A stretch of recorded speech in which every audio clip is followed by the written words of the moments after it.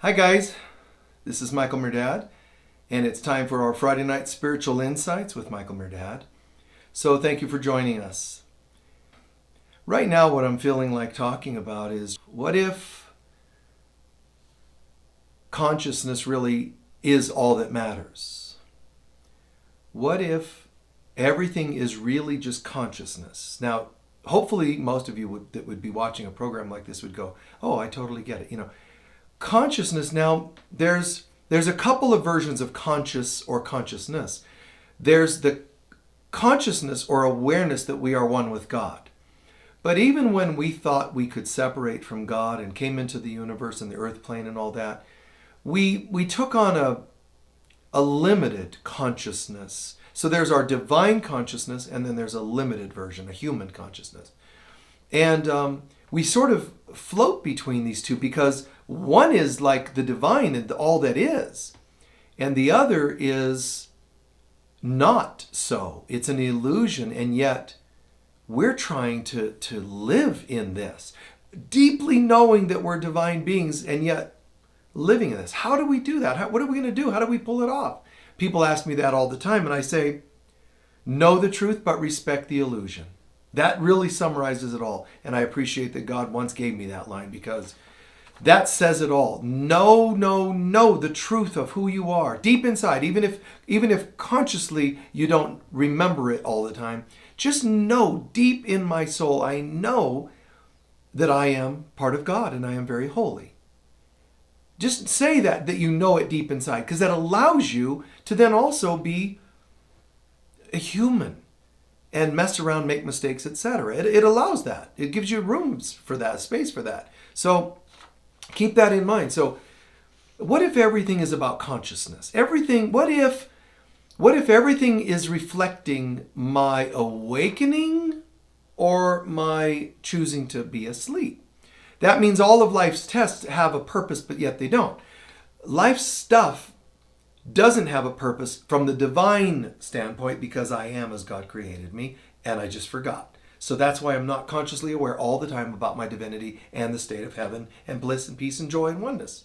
Instead, there's stuff of this world. Why? Because I'm still groggy and only waking. There's asleep, waking, and awake. And waking on earth, waking is about the best you can do. And I know that some of you follow teachers that say, I am completely awake. Spirit came to me in the middle of a meditation after this fasting. And they give you all this kind of whatever, fun stuff, interesting stuff, silly stuff. It's just silly to talk about how divinely perfect you are. You're in this earth plane. If you were really as divine as you say you are, you would turn to light, disappear, and that would be it. So, it's better for us to go, yes, I've had really amazing spiritual epiphanies. And yes, I've had awakenings. But I'm still here. None of these jamokes, I'm going to call them, none of these jamokes that claim to be, that's a line from the 70s, a term. But none of these jamokes that claim to be perfectly enlightened and awake, and passive and peaceful and whatever, none of those are remotely as plugged in as Siddhartha Buddha. And yet Buddha was able to say, yeah, I'm going to die now because I'm in this body, and I've some certain issues, that happened with his body early on, and I'm going to die now, and they're like, please don't. And he's like, well, this is what's going to happen. I'm in a body. Because he wasn't completely Christed. I know that some of you may not like that concept, but he died. What am I going to tell you? He died. He wasn't completely universal consciousness. He was awakened planetarily. He is an ascended master for sure on this planet, as is Kutumi, Saint Germain, Mother Mary, and other great beings. But he did not completely awaken into the Christ self, because the complete divine cannot die. And you can try and feel funky about what I'm saying there, but it's just the truth. It's just true. You can't say perfect divinity and then die. And none of these people even hold a candle to Buddha.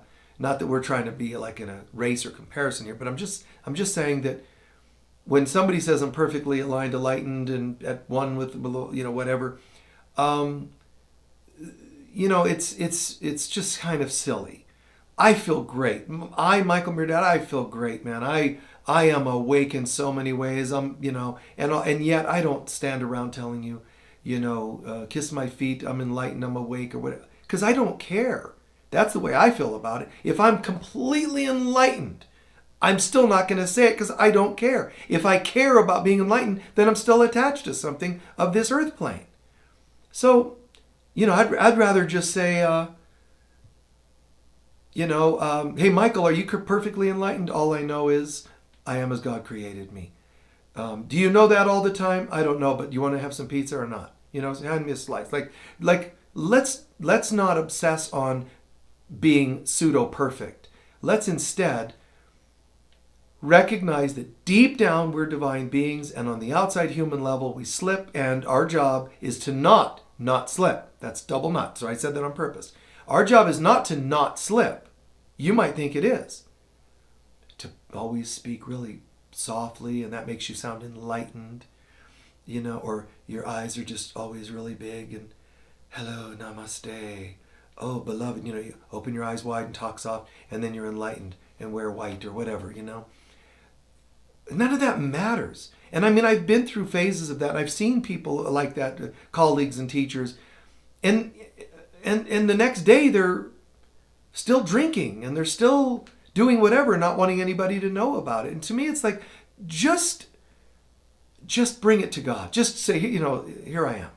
And let the light shine on those silly human things if you still do them. Instead of trying to be perfect, a thing you're not going to typically live up to, bring perfection, bring your flaws or shortcomings or whatever you want to call them, even your self-image issues, bring them to the light. Don't try to make yourself act like perfect light. Just bring them to the light. Meaning simply this: know on some level you're holy as God created you, but on another level, forgive yourself when you don't act like it. That's it. Truly forgive yourself, and then you're getting far more enlightenment, authentic enlightenment in that than just saying it. Like, God, I'm just so awake. I can barely handle myself. I'm just so awake. This is amazing. It's just silly. So everything's about consciousness, really. And there's awake, there's waking. At best, we're waking, those of us who feel really good about ourselves, really feel connected. Even if it's at first, like if you're right now, let's say you're just starting on your spiritual path, that's still waking.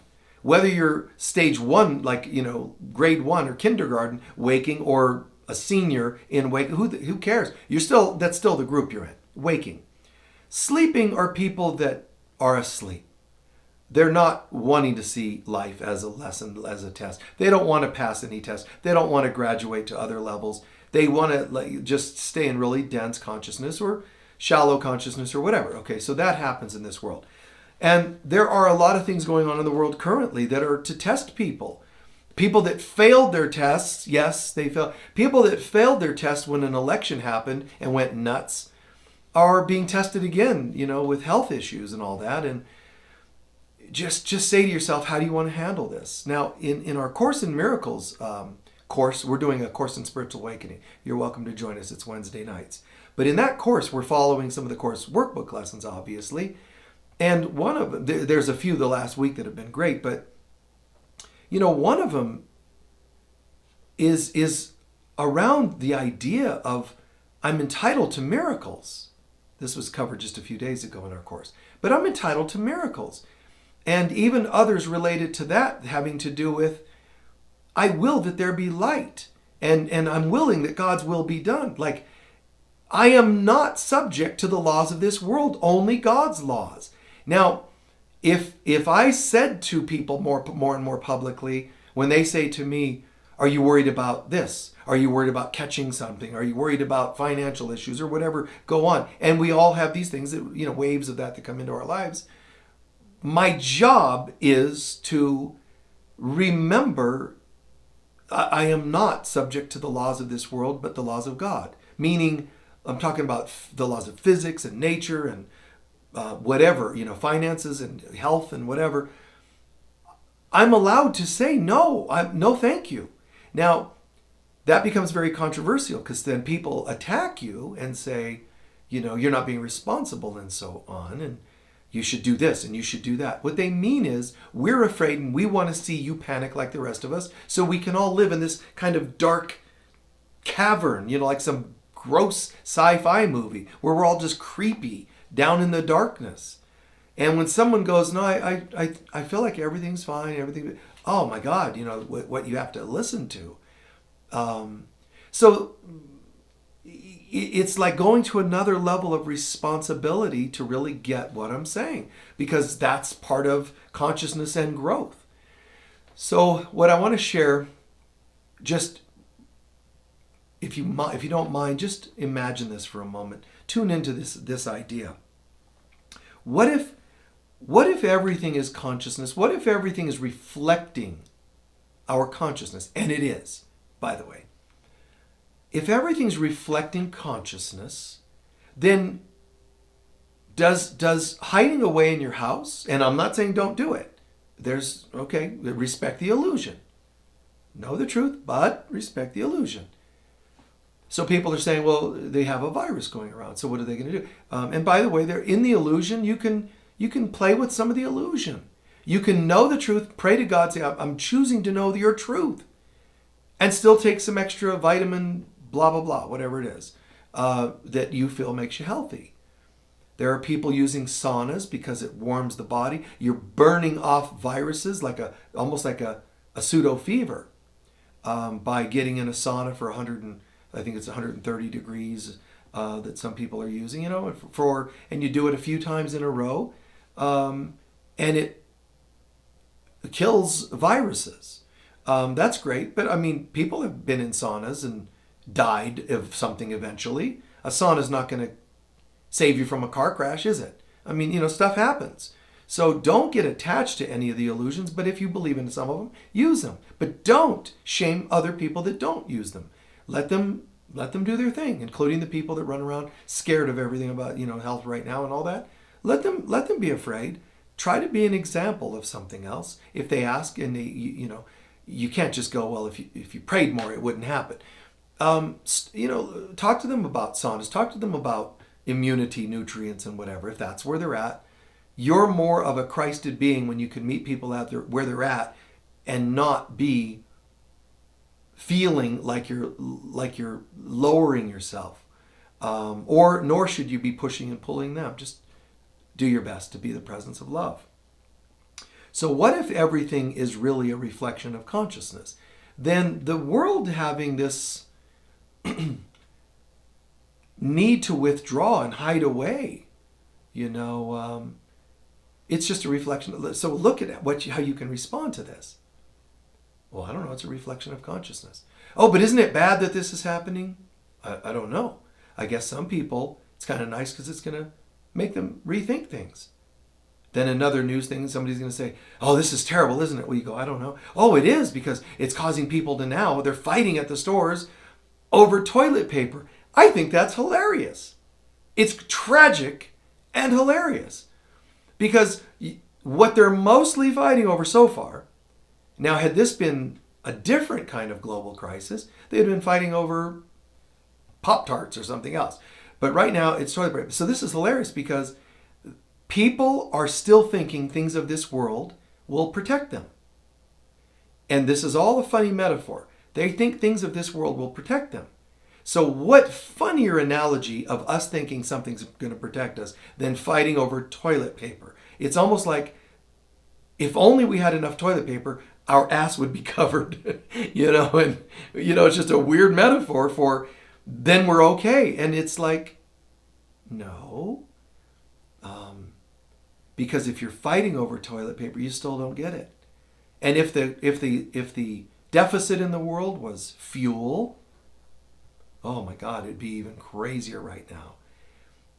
When it was an election, people started hating over an election. Hating. The hatred was already there. The election only mirrored it. If things are really just consciousness.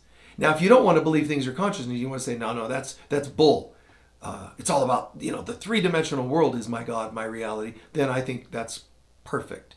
Probably you should switch to a different show than right now. Probably that would be wise. I would if I were you. But if you can understand that things are just consciousness, then what is this symbolizing? Not just this thing right now. I mean, anything. If everything's consciousness, what would it mean? It would mean that the stuff going on with my family, if it's just consciousness and it's my brother doesn't like my sister and my sister doesn't like me, and stop for a minute. What if it's all about consciousness? This is about unhealed stuff. I would like to present our chance to heal. If they say no, good, done. I'll move on to places where I can be helpful. I don't want to, be kind of raising a message here that's only going to cause more hatred. So I can move on. If it's all consciousness, how could I be helpful in changing consciousness? That's all. I just want to know, so people say, well, there's a drought. Then they complain when the rains come. Well, there was so much drought. Now the rain's causing mudslide. It's like you just catch on eventually and you just stop talking. Because you're never happy. You being the people on the planet that want to complain about everything. And they do it constantly. There's always some new thing. When they're not asleep, just lullabied away in their complacency of life, that doesn't mean everything's okay. They either go from there to complaining. No real drawing into the peace of God, which is, I think, sad. So what if it's all consciousness? Then that means a drought means, if it's consciousness, a drought means I'm thirsty. That's what it means. I'm thirsty. We're thirsty. It's always personal or global consciousness. So there's a drought. Oh, terrible, terrible. No, wait a minute. What if it just symbolizes consciousness? One time I was in Australia and there was a really major drought there for a while at that time. This is probably 15, 20 years ago. And after I did this talk, a beautiful talk, I was at a beautiful retreat and a zillion people showed up to see the talk and all that. And it was kind of outdoors and it was just a beautiful vibe, energy. But when I was done, several people raised hands of concern. They said, Michael, this is really wonderful, but would you also do a prayer because we're having a drought? And I said, yes, I'll do that. Now they at first expected me, oh Lord, please bring water, or whatever, rain. And instead, I said, we're going to have rain. And they're like, well, we haven't had rain forever and there's none in the forecast. You're going to have rain. Because I said so. I have the right to speak on behalf of humanity because I'm one of us and we're all one. So if I'm one with us all, you're one with me, then I am one talking. And I'm talking to my one creator. I am entitled to miracles. But don't beg for them. So what I did is I said, Father, Mother, God, I'm just paraphrasing. This drought symbolizes a thirst in us for you. But you are not apart from us. So let us feel the rains. Let us feel our thirst quenched because you're not apart. So we need not be apart from the symbol of that being quenched. And I think it was maybe 30 minutes later or 15 minutes or something to that effect, we started getting rain. And they started getting nice, refreshing rains that, came off and on for a couple of days. It was beautiful. And some of them got it. Some of them were like, oh my God, they weren't online with it because this is before internet. But it was beautiful. And some of them got it and showed up to another talk and said, Michael, did you notice that? If I would have acted surprised, that would have meant I got lucky. And that's not truly knowing who you are. So yes, miracle, we brought the rains. But we brought the rains not because I begged God. We brought the rains because we chose for there to not be a separation, a wall between God, which is the waters of life, and us, which for a while seemed like we were thirsting in the form of a drought. So just see it as consciousness and you can turn it around. If people understood these concepts, you would understand autism. Somebody asked about that a couple times, in just the last week. What is that? Consciousness. That's all. Don't make it a good or bad. Just, what if it's consciousness? What does it mean? Any form of neurological struggle or mental struggle or even chemical imbalances, but the struggle of the mind, the brain, autism and other forms of the same. The person has come in not completely wanting to be here. Just like people not completely welcoming in the waters of God and having rain when they need it.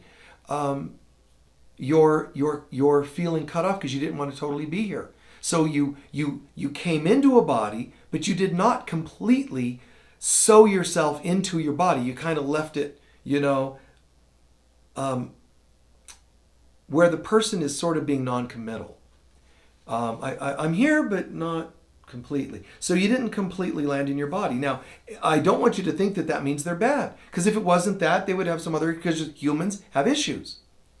But in that form of issue, that particular issue, it's a matter of not committing to being in your body. So it's a consciousness thing. Or you cannot believe this. But try to decide whether you believe that everything's about consciousness or not. And if it is, then it's going to represent some important things. How can the Holocaust happen, the one in the World War II time? The Holocaust, there's the details and all that, but what's the consciousness saying? The consciousness is saying that some people are just so jealous of what people have that they would be going to the level of murdering them, millions, because there's something they have that you do not. And you think, by whether you think it's bank accounts and the wealth that they thought the Jews had in Germany, those are all symptoms, but that's part of the problem. But behind it, deep, it's consciousness. Everything is about consciousness. So you worship Jesus because he's wonderful, no, because of his consciousness. Someone harms children, whether it's molesting or whether it's physical, just harm, because you see something in them you can't have, don't have.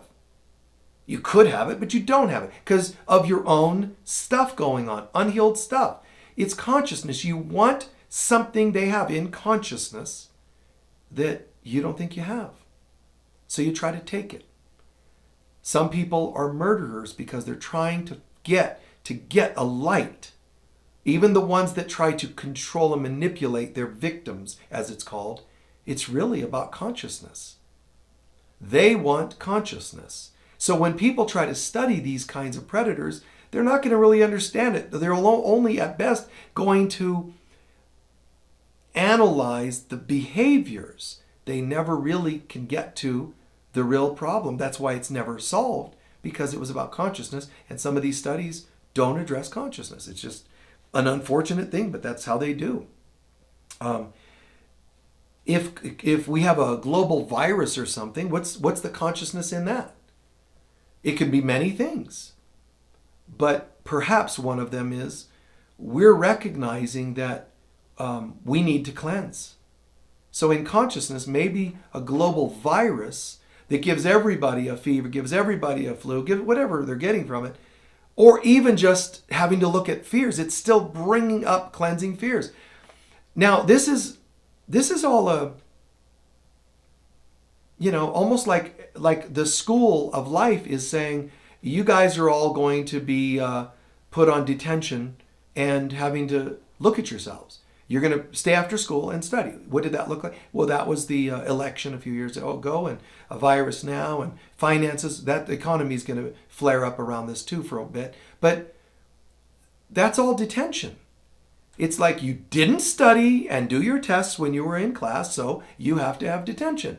That's all it is. It's consciousness, and it's us, not God. It's us saying, well, we didn't quite get that right, did we? And so we're just bringing this upon ourselves because we want to wake up. But globally, oh my God, just so much resistance to waking up and taking responsibility that it just goes around and around.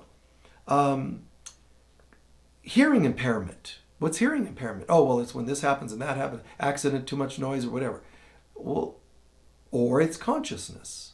So what if having a hearing impairment was symbolic of a consciousness of just becoming fed up with what you are hearing in your life.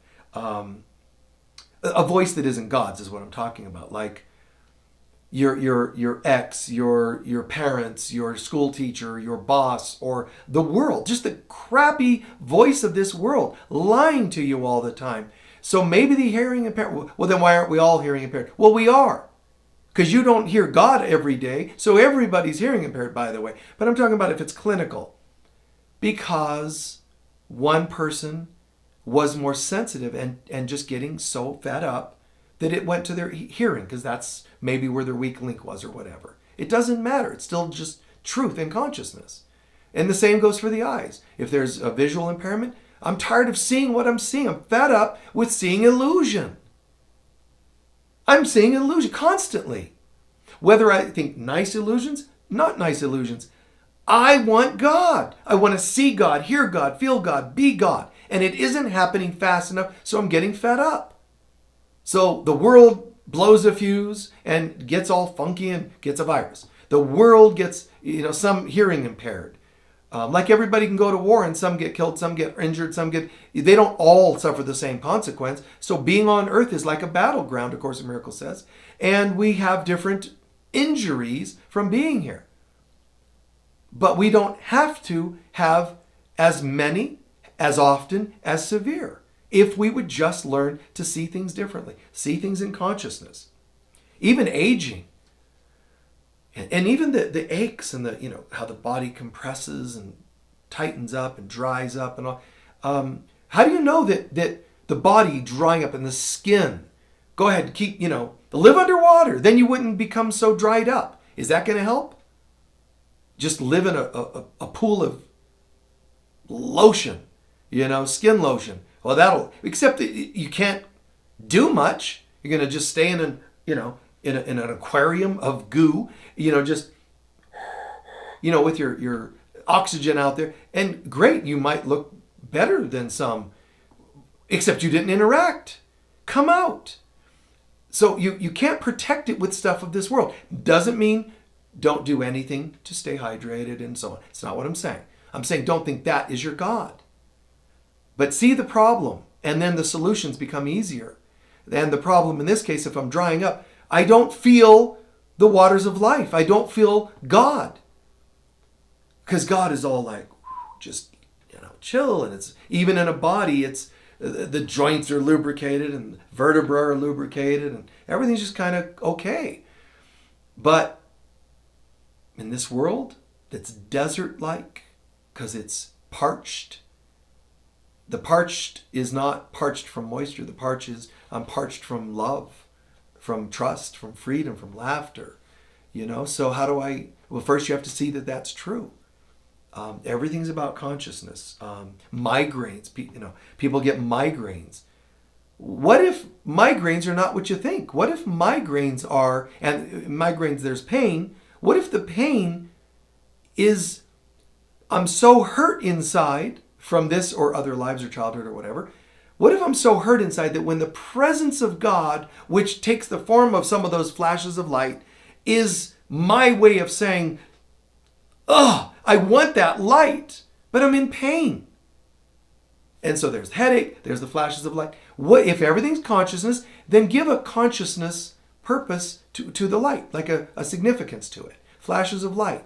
I understand that there's possibly neurological correlatives. But what if you start seeing things as consciousness? Oh my God, everything starts, the aging, the eyesight, the ear problems, you just start to realize it doesn't matter. It's all about consciousness anyway. And work on the consciousness. And that will help the others not get you as much. It might even take away their symptoms because you'll have a miracle of a higher consciousness coming in that doesn't include those other issues. So the bodies dry up, the eyes dry up, the ears shut down, even relationships failing. But maybe our relationships are revealing consciousness of our relationship with God and ourselves drying up or falling apart. For me personally, I just, I'm grateful that in any relationship I've had, they've lasted a long time, 10 years or whatever on average. And friendships included. They last several years. Employees, they last several years because I really want to do what I can to heal, love, have peace in relationships. And if relationships falling apart, if something does end, you don't have to judge yourself for it by any means. You don't say, oh, that's a symptom of bad conscience. Not at all. It's how you respond to it ending. It doesn't do you any good to keep it alive, inflated if it's dying. Sometimes you accept that, but you need to accept that. But it's how you respond to it. Hate it ending, blame that it ends, and you're not doing so well. This could be your own family members, a partner, or whatever it happens to be. Even when it's a hobby you give up. If you do so saying, well, I'm going to give it up because nobody likes it and appreciates it and pays for it, you weren't in a state of love anyway. So maybe it's ending because of your consciousness of not loving what you were doing. Well, I would have loved it if people would have bought it. That's not how this works. That's like saying I would have loved my children if they would have behaved a certain way. Love them anyway. And when they're old enough, kick them out if that's what you need to do. Draw the line when you need to draw the line, but never stop loving. And some of you say you do and you don't. Some of you say you do and you do maintain love. And I think that's great because that's what our job is. So, just think about it. I mean, what if sex and the human body are an illusion, which they are?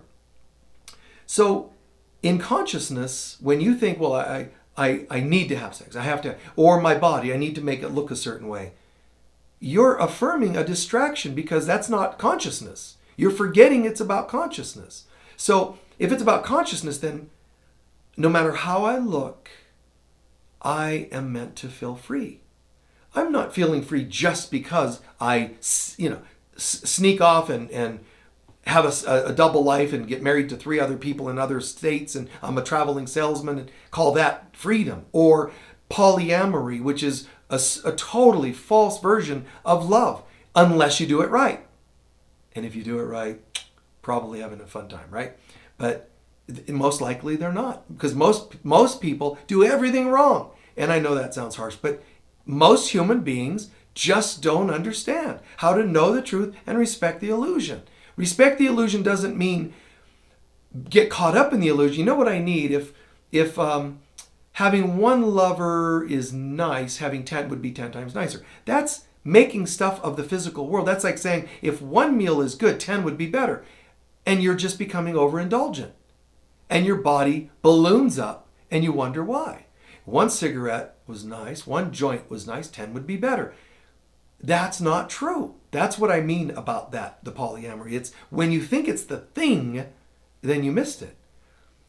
Consciousness. And when I myself have enjoyed and do, whatever in my life, intimate friendships, sometimes in plural sense, if I've had intimate friendships, I always told everybody it was about the love.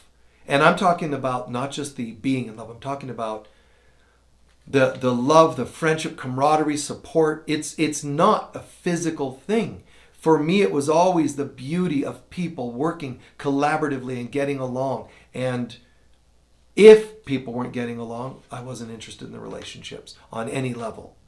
So the beauty, man, it was always, for me, it was always the love. And everything's about consciousness. You've heard me say menopause is to pause on men, which means to take time to work on your male issues. And, we have a good laugh sometimes when I say that to people, but it's true. If everything's about consciousness, then menopause, menopause is about this, and it's my thyroid and my adrenals, and the doctor said, and my chemical levels, but it still has to come back to it's about consciousness. And we either want to get that or we don't. So relationships, biology, anatomy, whatever it happens to be, it's all about consciousness. And if we can get that, oh my God, everything changes. And relationships are so important with everybody because they reflect ourselves.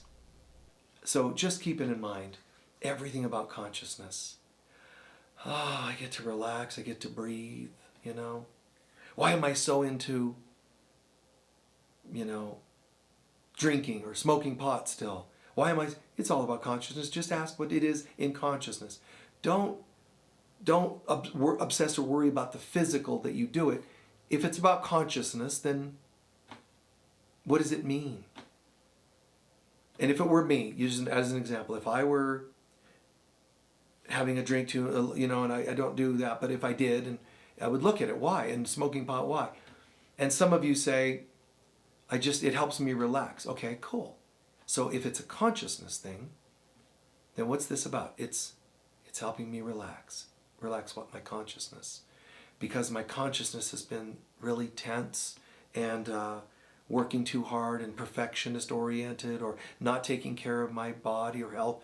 And then you start seeing what's going on in consciousness rather than, I shouldn't be doing this, or defending that you do it, excusing that you do it. That's not going to help. If it's all about consciousness, find it to be righteous in consciousness. How can I turn this into right consciousness, which is also known as righteousness? So take time to think about this. It's all about consciousness. And it doesn't get you as caught up in the micro defending everything, just constantly, every micro level, defending this and defending that, denying this and avoiding that. Why? It's just consciousness. Why am I doing this? Because this feels more right to consciousness, and I'm not trying to create a new buzz phrase or buzz term for people to use to excuse unhealthy behaviors. The truth is, if everything's consciousness, unhealthy behavior would be seen as a reflection of unhealthy consciousness. Unhealthy behaviors reflect that. The world can go topsy-turvy. It's about consciousness. So be patient with yourself, but try to see things at a deeper level. I've done this most of my life, and it hasn't always been great to do it that way. Some people get annoyed. It's when you see things from a place of consciousness. Having children, God, my kids, they would sometimes go, oh, and roll their eyes when they were little,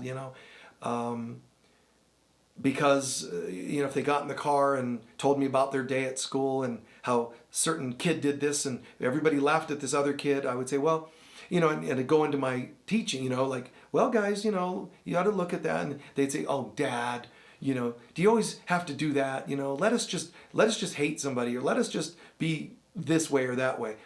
And no, you come back and get another parent, because that's not going to happen, because it's consciousness. I didn't push it on them, and I can be so confident about that when I say that, because I didn't push it on them. And I say that confidently because none of them have ever maintained for long durations any particular belief system. I mean, they're metaphysical, spiritual in their own ways, but differently from each other, and always kind of morphing a little bit. Sometimes very cosmic, metaphysical, sometimes more fundamental, but they still know it's all about consciousness. And I never, Dad's about to do a talk, you have to sit there and listen. Never pushed anything on them. If anything, it would be a prayer at mealtime. And the prayer was fairly open-ended for interpretation. It was kind of generic, the wording, the terminology, and so on. So we don't have to beat people up with our beliefs. When we see it's about consciousness, we can morph to what people are needing at any given time. So I really appreciate you folks spending time watching, because when you're watching this is a symbol of consciousness. This too, this talk, any of my talks, anybody's talks, and it's consciousness. So if you go watch deep, dark, conspiratorial kinds of talks, that's consciousness, but is that healthy, inspiring, uplifting? You have to decide that for yourself. If this is consciousness, then how did this feel? If it's not the waters of life at all for you, then don't leave here thirsty. Go find something that'll quench your thirst a bit today. If this helps at all, great. But don't just listen to my words. Feel it. Try to take time to soak it in and remind yourself, say, that's right, I forgot. This is about God. I do want to bring this back to that.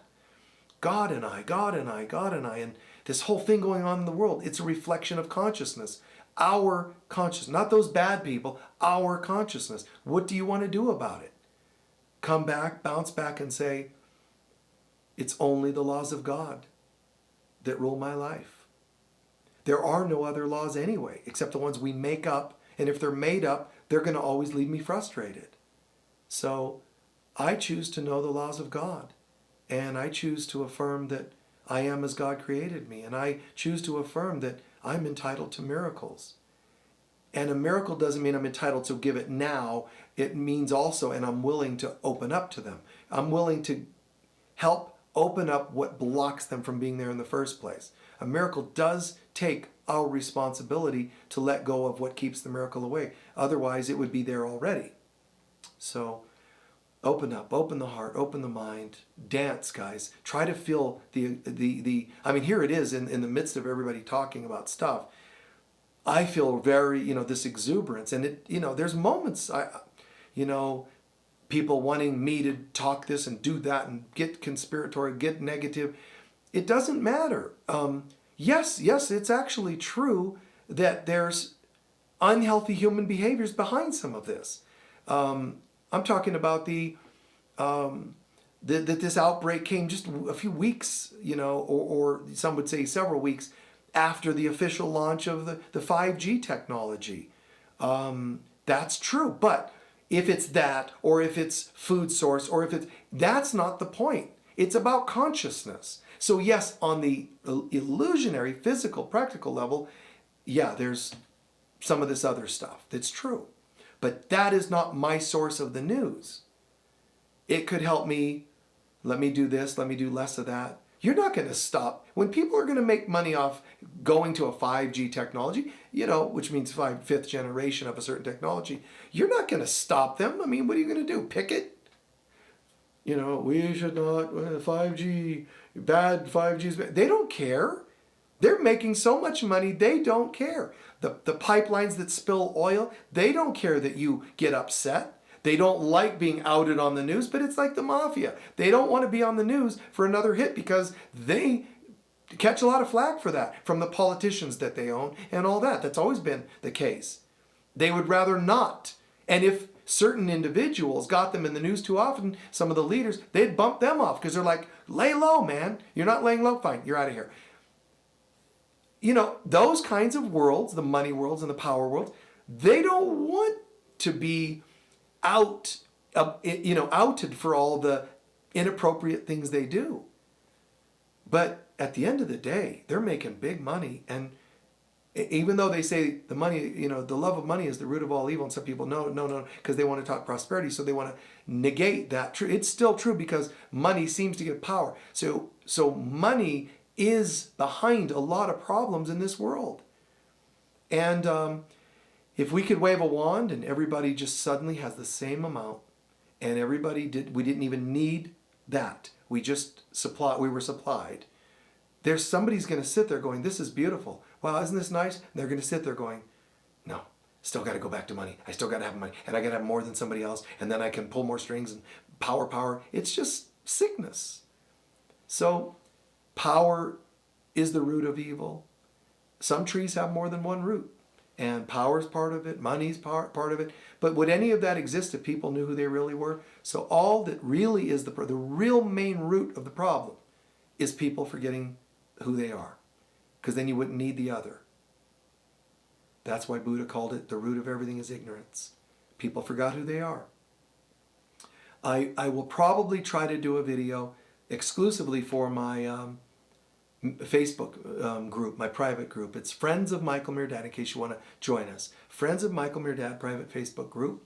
And I'm going to possibly do a video, instead of just typing in notes once in a while, probably a video to address some stuff a little bit more to that group, because I like to do some more personal things with the group. So join us there, but you can also hear me talk, and do these things, a little sometimes personal commentary for the Fridays, but also Sundays. And I'm going to still be doing live talks on Sunday. Even if large gatherings are not allowed, I'm still going to sit in front of a camera and do it, because this is who I am. And I will respect the illusion. If they say we must not allow certain numbers of people, I'll respect that and, go with that as best I can. But I'm going to be talking even if there's nobody in the room. I'm going to be sharing on Sunday, so join us there if you would like. Join us if you can, here and there in different forms, and look for how to ask for notices and so forth on Facebook and YouTube. And just look forward to seeing the transitions that we're all going through and blowing over as soon as possible. And mostly, let's get our consciousness straight ourselves, okay? Knowing that it affects the whole. God bless. Thanks, guys, for your time. Bye-bye.